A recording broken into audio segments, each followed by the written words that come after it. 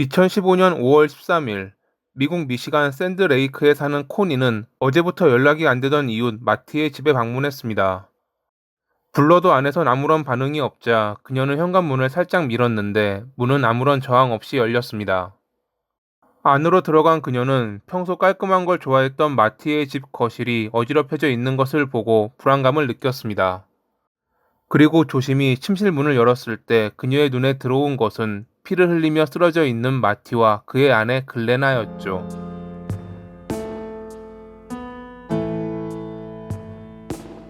500명 정도 사는 작은 마을인 샌드레이크에서 마티와 글레나는 다정하고 사이좋기로 유명한 부부였습니다. 20년 전 마티는 교통사고로 중증 뇌 손상을 입고 3주 동안 의식을 잃었다가 기적적으로 소생한 과거가 있었습니다. 당시 제대로 걷지 못하는 그를 크리스티나라는 첫 번째 부인이 돌보았는데 5년이 지나 병세가 호전됐을 무렵 둘은 이혼했습니다. 그리고 3년 뒤 마틴은 글레나와 재혼했습니다. 원래 그녀는 그의 첫사랑으로 한동안 연락이 끊겼다가 그가 이혼한 뒤 만났다고 합니다. 그와 만날 당시 그녀 역시 남편이 있었지만 그를 놓치기 싫어 이혼했고 그렇게 둘은 샌드레이크로 이사해 조용히 살았습니다. 이웃들에게 친절하고 언제나 인사를 잊지 않았던 부부, 마을 사람들이 기억하는 그들의 모습이었습니다.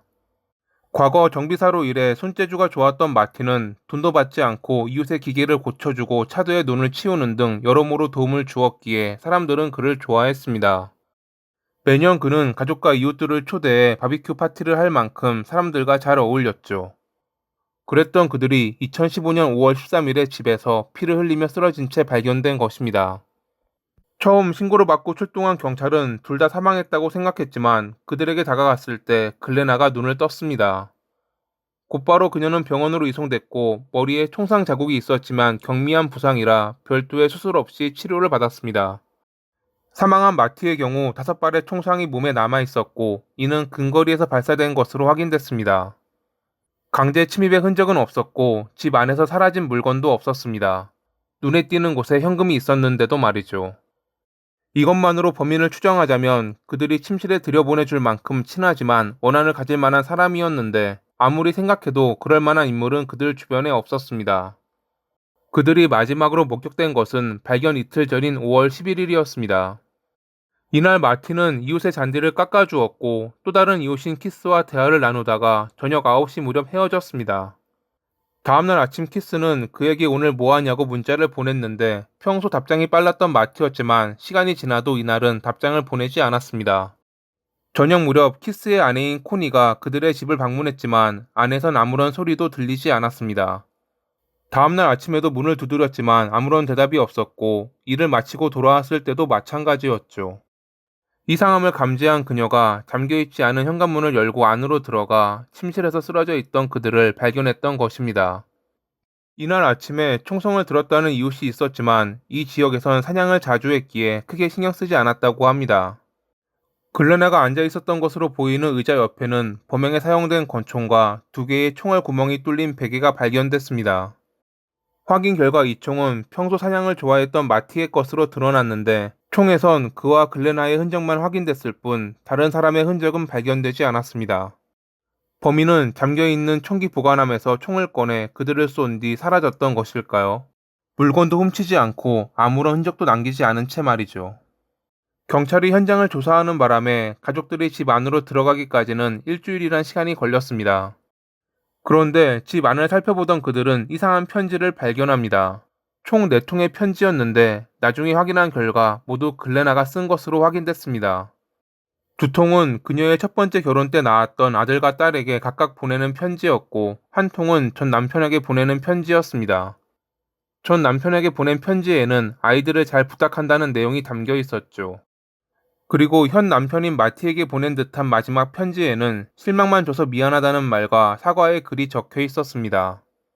이 편지를 확인한 경찰은 그녀가 마티를 쏜 뒤 스스로 생을 마감하려다 실패했다고 생각했습니다. 그런데 글레나에게 이 편지에 대해 묻자 그녀는 자기가 그런 편지를 썼는지 기억나지 않는다고 말합니다. 또한 그녀가 범인이라 의심하는 그들에게 자기는 아무것도 모른다며 범행을 부인했죠. 그녀를 의심하며 조사를 이어가던 경찰은 부부의 재정 상황이 좋지 않았다는 것을 확인했습니다. 일자리를 구하진 못했지만 연금과 보험금을 받아 크게 힘들지는 않았을 텐데 마티의 명의로 된 지금 살고 있는 집도 경매에 넘어갈 위기였죠. 사건 발생 이틀 전 이웃인 키스는 마티로부터 한 부동산 중개인이 집을 팔겠냐고 찾아왔다는 이야기를 들었고 그가 그 일로 혼란스러워했다고 전했습니다. 마티는 왜 그렇게 됐는지 알아본다고 했고 그 뒤로 이 사건이 발생한 것이었죠. 경찰이 확인한 결과 작년부터 집 대출금이 밀린 상태였습니다. 하지만 마티가 그런 걸 미룰 사람이 아니라는 증언에 어찌된 영문인지 조사했고 경찰은 마침내 글레나가 그의 돈을 빼돌렸다는 걸 알아냈습니다. 사실 그녀는 외부에 보이는 것과는 다른 모습을 가지고 있었습니다. 그녀는 이웃들에게 조용하고 내성적인 인물로 알려졌지만 가족 내부에서는 강한 통제력과 감정 기복으로 갈등을 유발하는 인물이었죠.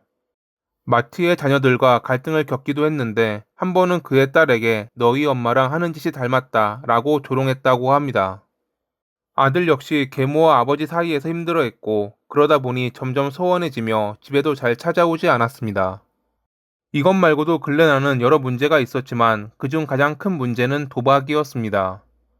그녀는 즉석복권에 매주 많은 돈을 쏟아부었고 근처 지역에 있는 카지노에 들락거렸습니다. 어떤 이는 그녀가 슬롯 머신에 많은 돈을 넣고 허탕을 친 뒤 화를 내고 떠나는 모습을 보았다고 증언하기도 했죠. 문제는 그녀가 나중 가서는 돈을 감당하지 못해 남편의 돈은 물론 집을 담보로 잡아 카지노에서 탕진했다는 것입니다. 돈 관리를 그녀가 했고 자신의 이런 모습을 잘 감추었기에 마티는 아내가 그런 줄은 꿈에도 몰랐을 것입니다.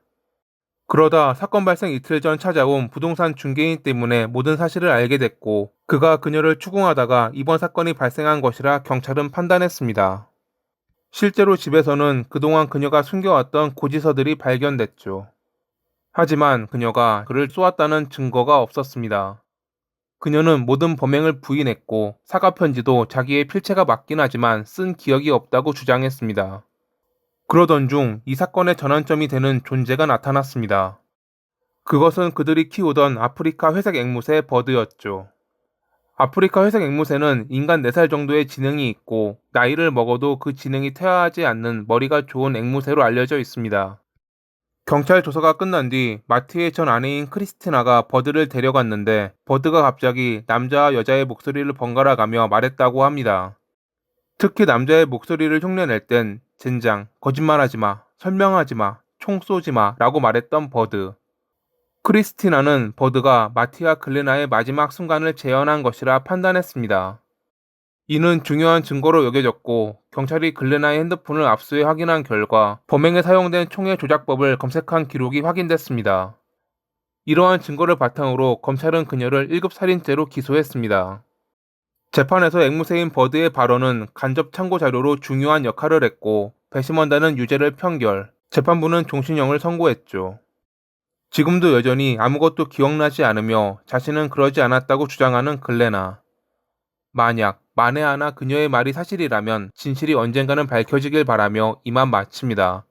오늘도 시청해주셔서 감사합니다.